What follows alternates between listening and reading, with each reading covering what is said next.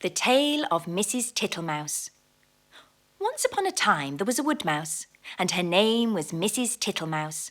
She lived in a bank under a hedge. Such a funny house. There were yards and yards of sandy passages leading to storerooms and nut cellars and seed cellars all amongst the roots of the hedge.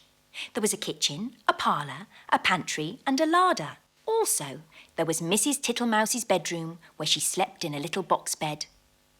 Mrs. Tittlemouse was a most terribly tidy, particular little mouse, always sweeping and dusting the soft sandy floors.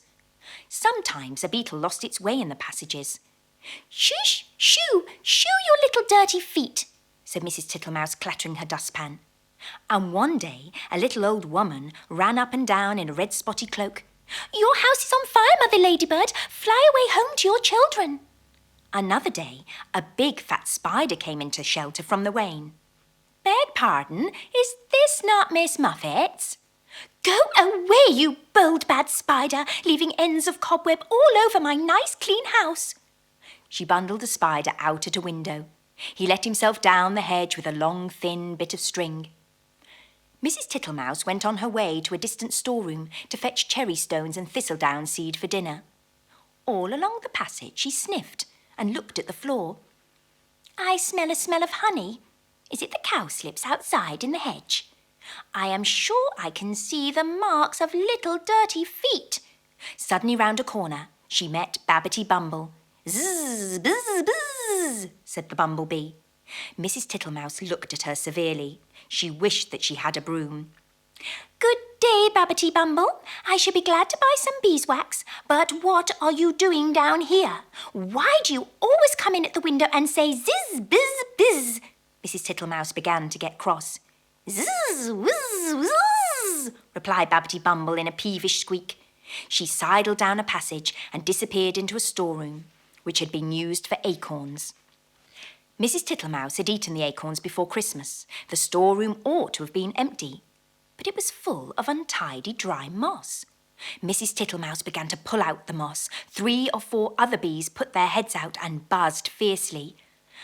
"I am not in the habit of letting lodgings. This is an intrusion," said Mrs. Tittlemouse. "I will have them turned out. Buzz, buzz, buzz. I wonder who would help me. Bizz, whiz, whiz. I will not have Mr. Jackson. He never wipes his feet." Mrs. Tittlemouse decided to leave the bees till after dinner. When she got back to the parlour, she heard someone coughing in a fat voice, and there sat Mr. Jackson himself. He was sitting all over a small rocking chair, twiddling his thumbs and smiling with his feet on the fender. He lived in a drain below the hedge, in a very dirty, wet dish. "How do you do, Mr. Jackson?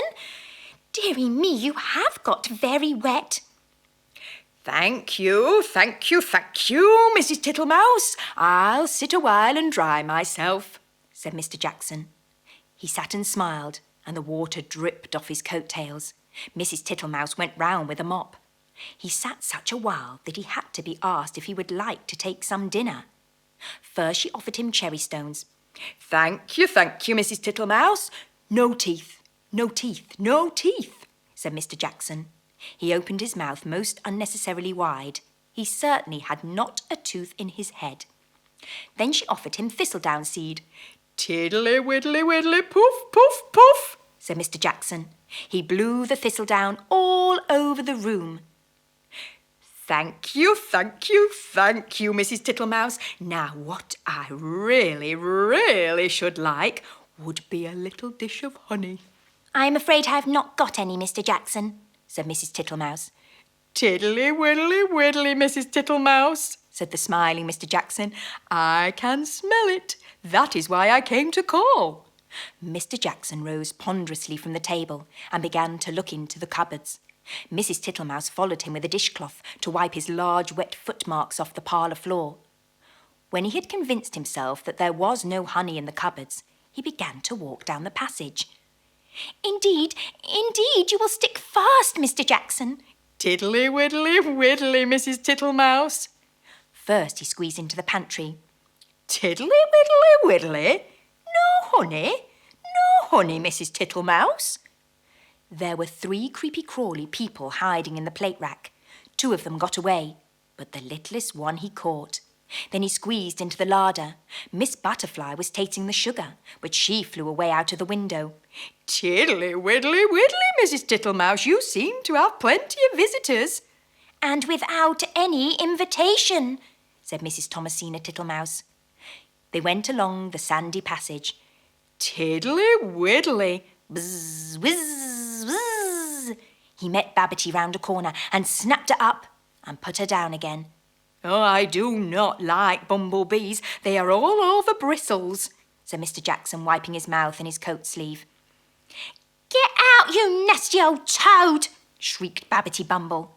I shall go distracted, scolded Mrs. Tittlemouse. She shut herself up in the nut cellar while Mr. Jackson pulled out the bee's nest. He seemed to have no objection to stings. When Mrs. Tittlemouse ventured to come out, everybody had gone away. But the untidiness was something dreadful. Never did I see such a mess. Smears of honey and moss and thistledown and marks of big and little dirty feet all over my nice, clean house. She gathered up the moss and the remains of the beeswax.